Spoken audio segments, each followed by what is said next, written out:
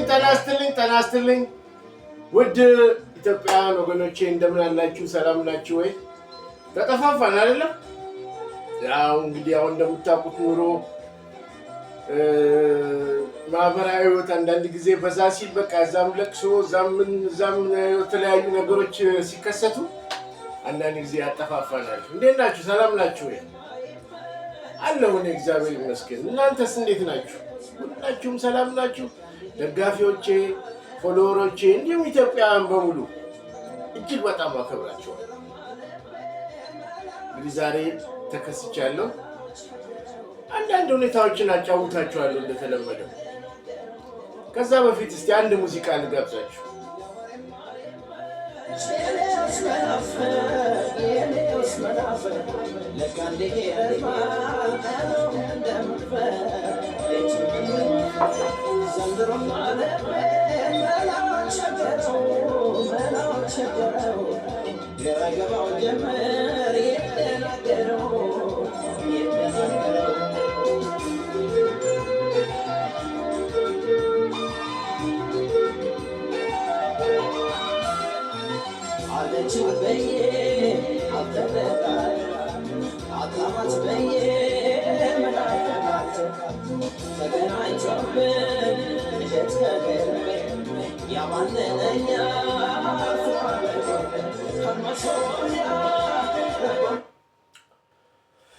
ይህ ሙዚቃ እንግዲህ የምታስታውሱት የማዲንጎ አፈወርቅ ሙዚቃ ነው።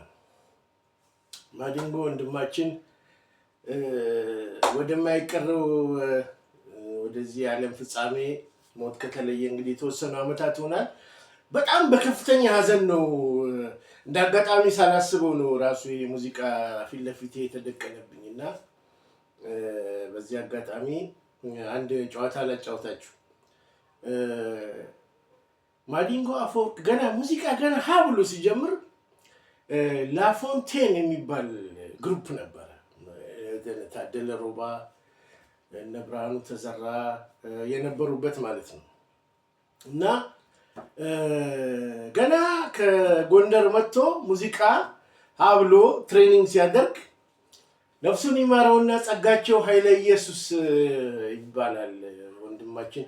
ጎረቤቴ ነው፣ ከኔ ቤት ፊት ለፊት ነው። እንደዚህ በቃ ፊት ለፊት ጠዋት እንደዚህ ነው የምንተያየው ከጸጋቸው ጋር። እና ማዲንጎ ከጸጋቸው ጋር ገና ሀ ብሎ ከጎንደር መጥቶ ሙዚቃ ሀ ብሎ ሲጀምር የአይን ምስክር ነኝ። በደንብ ነው የማውቀው። እና በጣም ጠንካራ፣ በጣም ጎበዝ፣ በጣም እኔ አንዳንድ ጊዜ የኢትዮጵያንና ሀገሬን ሞቅስበት ነገር አለ። ምክንያቱም በእኔ እንደ አድቫንስድ ፐርሰን በዓለም አቀፍ ደረጃ ታላላቅ ሙዚቀኞች የሚባሉት አሁን ለምሳሌ በአሜሪካን ሀገር በጣም ፖፑላር የሆኑ ዘፋኞች አሉ አይደለ? ሪክ ሮስ የሚባል ዘፋኝ አለ፣ በጣም ሀብታም። እነ ክሪስ የሚባሉ ዘፋኞች አሉ፣ በእጅግ በጣም ታዋቂ ሆኑ ቢሊዮነሮች። በቃ 100 ምናምን ነገር መኪና ያላቸው፣ ላምቦርጂኒ፣ ፌራሪ፣ ቦጋቲ ምናምን የሚባል በጣም ለገረስ የሆነ ህይወት የሚኖሩ እዛ የ20 ሚሊዮን ዶላር ቢቻ ያላቸው፣ እዚህ ፈረንሳይ ሀገር ደግሞ የ30 when it comes to my home ወደ ሀገሬ ስመጣ እጅግ በጣም በውድድር ላይ እንደዚህ ቁጭ ብዬ ነው ሳመዛዝናቸው እነዚህ የኢትዮጵያውያን አርቲስቶች አሁንም በህይወት ያሉት ማለት ነው ከድሃ ሀገር መፈጠራቸው በቃ እነሱ ትልቅ ውድቀት የሆነ የሙዚቃቸውን እንትን ቃና ብንሰማ እጅግ በጣም እኮ ነው የሚገርመው። እንደ በሰውኛ ደረጃ ብንሰማው ይገርማል። ባም ባም ባም ባም ትሪሪ ፓፓፓፓ ሃሃሃ እያለ ይሄንም ያህል ሌክዠሪና ይሄንም ያህል እነዚህ ወንድሞቻችን ደግሞ ሀገር ቤት ውስጥ ያሉት ከቴዲ አፍሮ ጀምሮ ሌሎች ሙዚቀኞች የድሮዎቹንም ሀገራችን ስለወደቀች ኢትዮጵያዊ ስለሆነ ሶስተኛው ዓለም ውስጥ ስለኖርን እንጂ በሙያ ብቃት ያለው የተፈጥሮ ስጦታ ሙዚቃን የመስራት ስጦታ በሁሉም ነገር ሚዛን ላይ ብናስቀምጣቸው የኛዎቹ የትየለሌ ናቸው። ግን ትልቁ ችግር ምንድን ነው? በእኛ በሀገራችን በኢትዮጵያ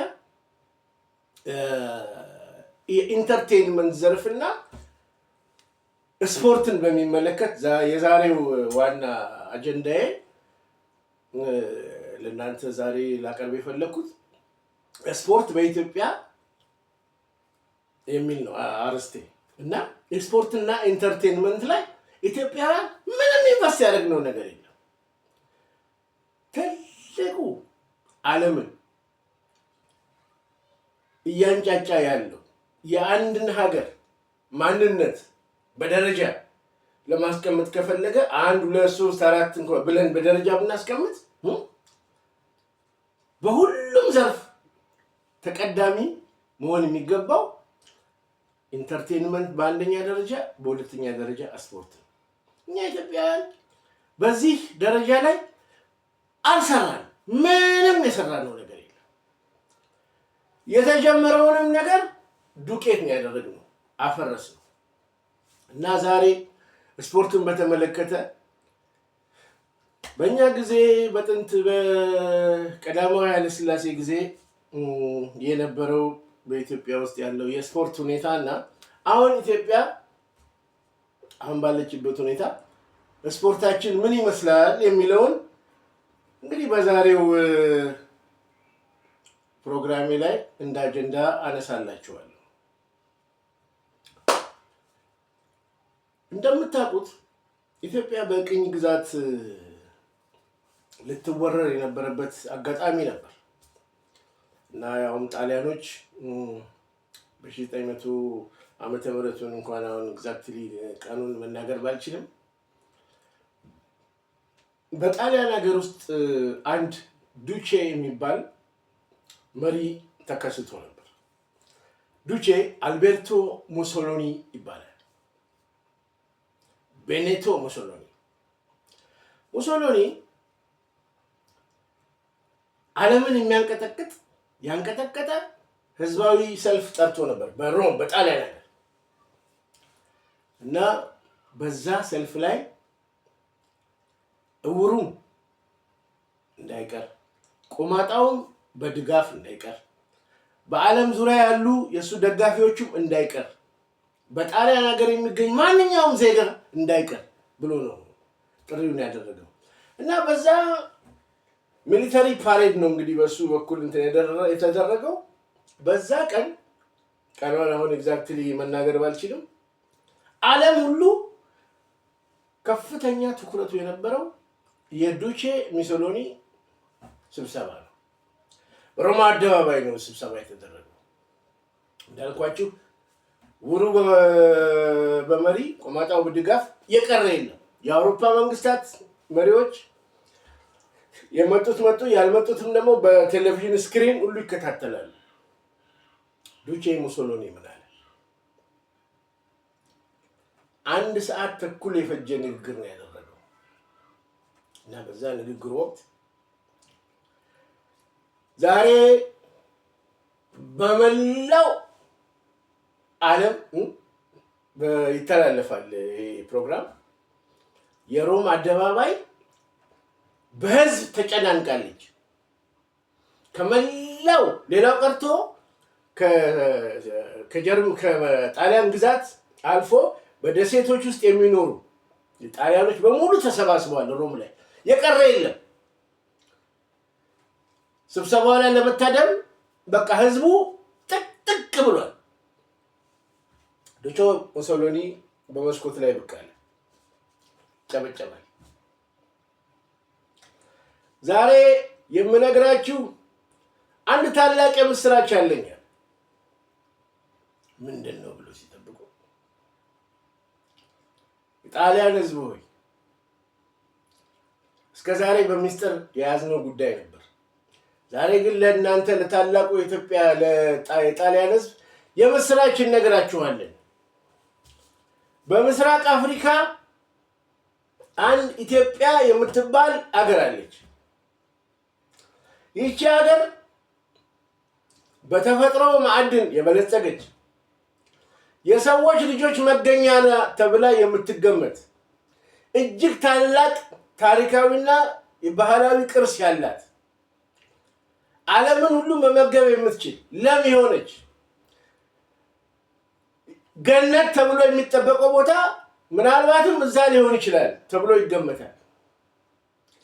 ዛሬ ይቺን ሀገር ለእናንተ ለጣሊያኖች አስረክባለሁ። በቂ የሆነ የጦር ኃይል አለኝ። በቂ የሆነ መሳሪያ ሰርቻለሁ፣ አዘጋጅቻለሁ። ስለዚህ ጣሊያኖች ሄዳችሁ ያቺን የምድር ገነት ውረሱ። ህዝቡ ኋላ ቀር ነው። ለዛ ቦታ ለዛ ለምለም መሬት ዲዘርቭ አያደርግም። እናንተ ሄዳችሁ ያንን ለምለም መሬት ውረሱ። ሴቶቻቸው እጅግ ቆንጆ ናቸው፣ ውብ ናቸው። ሚስት የምትፈልጉ ጣሊያኖች እንደፈለጋችሁ ሚስት ልታደርጓቸው ትችላላችሁ። ወንዶቹ ጠንካራ ሰራተኞች ናቸው። እንደፈለጋችሁ ባሪያ አድርጋችሁ ልትገዛቸው ትችላላችሁ። መሬቱን ውረሱ። ወርቅ፣ አልማዝ፣ ዳይመንድ ሁሉም አይነት ንጥረ ነገር አለ። ሂዱና ያንን መሬት ውረሱ ብሎ ለጣሊያኖች 1 ሰዓት ተኩል የፈጀ ንግግር አደረገ። ከዛ በኋላ የቀጠለው የወታደራዊ ማርሽ ነበር። የወታደራዊ ማርሽ ሲሄድ በሮማ አደባባይ የኢትዮጵያ ባንዲራ ከጫፍ እስከ ጫፍ መሬት ላይ ተነጥፎ ህዝቡም ወታደሩም ታንኩም ሁሉም ነገር የኢትዮጵያን ባንዲራ እየረገጡ ነበር የሄዱት። ቀኑን ሙሉ ይሄ ስነ ስርዓት ከተደረገ በኋላ በዛ የታደሙት ኢትዮጵያ ጣሊያኖች ሰምተውም አይተውም የማያውቁት ኢሉዥን ውስጥ ነው የገቡት። ወርቅና አልማዝ የሚታፈስበት መሬት ላይ ሁሉ ነገር የተመቻቸበት መሬት ላይ የእናንተ ነው ሂዱና ውሰዱ ተረከቡ ሲባሉ እንግዲህ ምን አይነት ስሜት እንደሚሰማቸው ማወቅ ትችላላችሁ። ያንን በሙሉ ቲያትር የዓለም ህዝብ በሙሉ ተመለከተ። ከዛ በኋላ የሆነውን ነገር እኔ ብዙ ትንታኔም ልሰጥ አልፈልግም። ምክንያቱም ዛሬ አጀንዳዬ የቀድሞ የኢትዮጵያ ስፖርትና አሁን ስፖርት ያለበትን ደረጃ ለማብራራት ነው። ነገር ከስሩ እንደሚባለው ነው ወደ ኋላ የተመለስኩት። ከዛ በኋላ ያው የጣሊያንን ታሪክ የምታውቁት ነው። ሀገራችን አባቶቻችን እንዴት አድርገው ነፃነታችንን እንዳስከበሩ ሁሉ የምታውቁት ነው። ከረጅም ዓመታት በኋላ በዛ አደባባይ ላይ አልቤርቶ ሙሶሎኒ በፎከረበት አደባባይ ቤኔቶ ሙሶሎኒ ያንን ሁሉ ሰራዊት ያንን ሁሉ ጣሊያናዊ ባንጫጫበት ቦታ ላይ ከረጅም ዓመት በኋላ የኦሎምፒክ ውድድር በዓል ተዘጋጀ። እንግዲህ ከዛ በማዕከሉ ያለፈውን ነገር በሙሉ ለእናንተ ለማስረዳት ጊዜም የለኝም። ኢትዮጵያም ነፃነቷን ተቀዳጅታለች።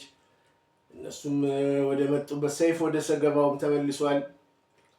ከዛ በኋላ ግን ያ የኢትዮጵያ ባንዲራ እንደዛ በተረገጠበት ቦታ ያ የኢትዮጵያ ባንዲራ እንደዛ በተዋረደበት ቦታ ከረጅም ዓመት በኋላ ጣሊያኖች የኦሎምፒክ ስፖርት በዓል ያዘጋጁ ነበር። ኢትዮጵያም እንደ ሉዓላዊ ሀገር ስፖርተኞቿን ተወካዮቻቸውን ወደዛ ካቀረቡ ሀገሮች መካከል አንዷ ሆና ስፖርተኞችን ልካለች። ከዛ መካከል ከስፖርተኞቹ መካከል አንዱ ሁላችሁም በታሪክ የምትዘክሩት አበበ ቢቂላ ይባላል። አበበ ቢቂላ እንግዲህ ኢትዮጵያ ይመስለኛል በዛን ጊዜ በሁለት ወይም በሶስት እንትኖች ነው ተወካይ የላከችው።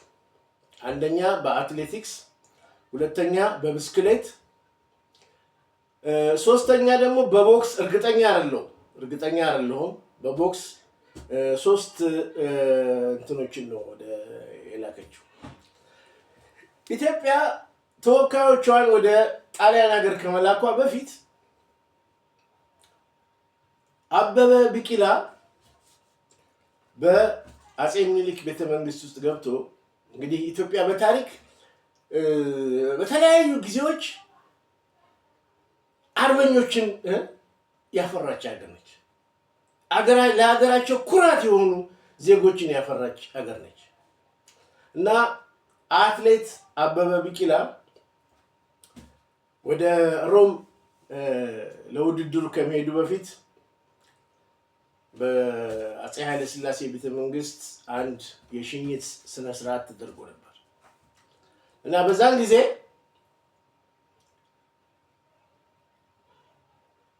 አበበ ቢቂላ አንድ ነገር ተናገረ። ንጉሥ ሆይ ሀገራችን እንግዲህ በጣሊያን ምን ያህል እንደተዋረደች እርሶም ደግሞ ለዚህ ምን ያህል መስዋዕትነት እንደከፈሉ ሁላችን ኢትዮጵያውያኖች እናውቃለን። አሁን ግን ያንን የደረሰብንን በደልና የደረሰብንን ግፍ የተዋረደችውን ባንዲራ ቀና የምናደርግበት ታሪካዊ አጋጣሚ ተፈጥሯል። ይሄም እኔ ጣሊያን ሀገር የመሄድ እድል ማግኘቴ አንዱ ትልቁ ነገር የወደቀውን ባንዲራ ከፍ አደርጋለሁ፣ ኢትዮጵያን በዓለም አደባባይ ከፍ አደርጋለሁ። ይህንንም የማደርገው ጃንሆይ ሆይ የእርሶን ፈቃድ እጠይቃለሁ። እንደሚያውቁት ሩጫ የሚደረገው በዚህ ሙያ ነው። እኔ ግን ጣሊያኖችን ለማሳፈር ስል ኢትዮጵያንም ከፍ ለማድረግ ስል ያለ ጫማ በጣሊያን አደባባይ ላይ ሮጬ አሸንፋለሁ። ይህን ደግሞ በንጉሱ በእርሶ ፊት ቃል እገባለሁ ብሎ ንግግር ያደረገ። ዛንዚ ጃንሆይ ግራ ገባቸው። ሀሳቡን ተቀበሉ። ነገር ግን ጃንሆይ እንደምታውቁት ፈሪሃ አምላክ ያላቸው ናቸው። እግዚአብሔር ደግሞ የሚያመጣውን ተአምር አይታወቅም። ስለዚህ ልጄ ሆይ በአሁኑ ሰዓት ያለው የአውሮፓ ሁኔታ የአየሩ ጸባይ እንደዚህ ነው። አሁን አንተ ያለ ምቹ ጫማ ብትሮጥ ትሸነፋለህ። ግድ የለህም። ሌላ ጊዜ እኛ በምንችለው መንገድ ሀገራችንን ከፍ የምናደርግበት ጉዳይ ይኖራል ብሎ ቢሉት በምንም ተአምር አለ አበበ ቢቂላ በባዶ እግሬ ነው የምሮጠው አለ። በዚህ ስምምነት ሄደ። አንዳንድ ሰዎች አሁን አበበ ቢቂላ ጫማ ስላጣ ነው በባዶ እግሩ የሮጠው ወይ ምናምን የተለያየ አይነት አስተያየት ሊሰጡ ይችላሉ። አይደለም። ኢትዮጵያን በተለያዩ ጊዜያት ከከፍታ ከዝቅታ ወደ ከፍታ የሚያነሷት ሰዎችን እግዚአብሔር ይፈጥራል። አጼ ምኒልክን እኮ እግዚአብሔር አምላክ ያመጣቸው ያለ ምክንያት አለ እና አበበ ቢቂላ እንደሚፈለገው መጠን አልተከበረም። እንደሚፈለገው መጠን ኢትዮጵያውያን እንትኑን ውለታውን አልከፈልም።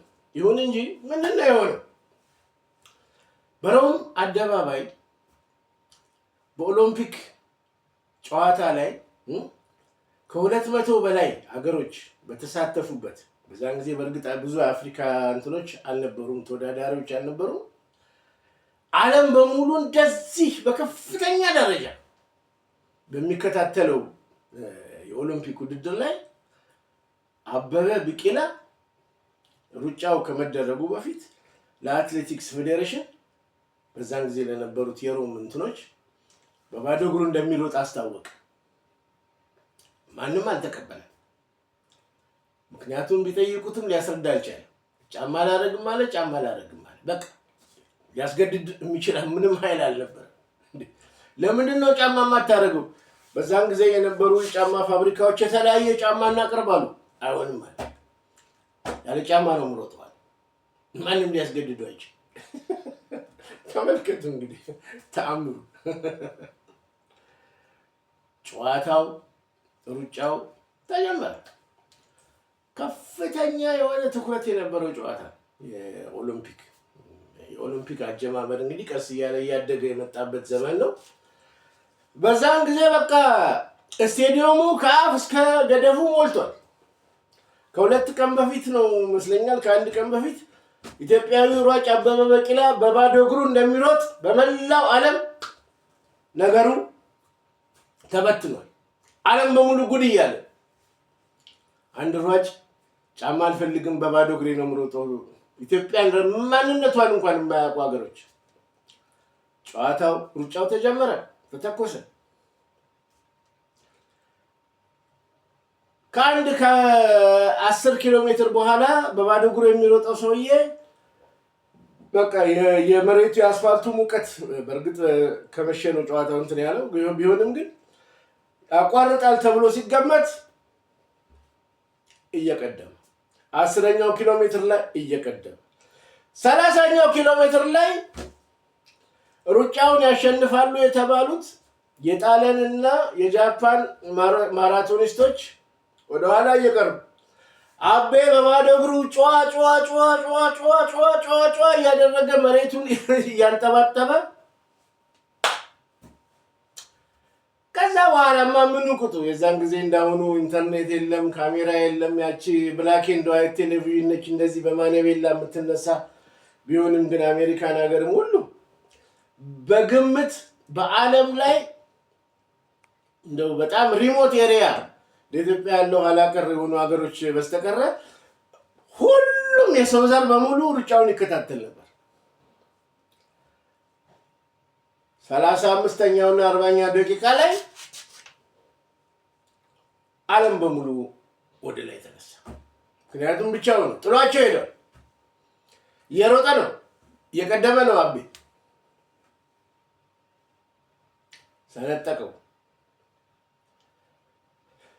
ከዛ በኋላ ያቺ የወደቀችው የኢትዮጵያ ባንዲራ በሮማ አደባባይ ምን ሆነች? የኢትዮጵያን ባንዲራ ይዞ እንደዚህ ለመታየት ርብርቦሽ ሆነ። ርብርቦሽ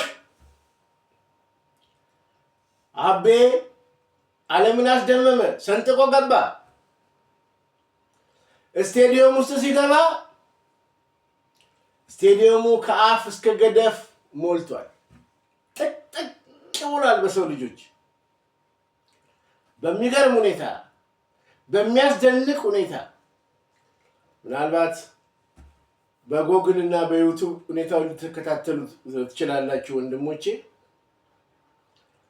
ያ በዛ አደባባይ በታንክ በወታደራዊ ፓሬድ የተረገጠው ባንዲራ ከዳር እስከ ዳር ከየት እንደመጣ በማይታወቅ ሁኔታ የኢትዮጵያ ባንዲራ ከፍ አለ። በመላው ዓለም በ200 ምናምን አገሮች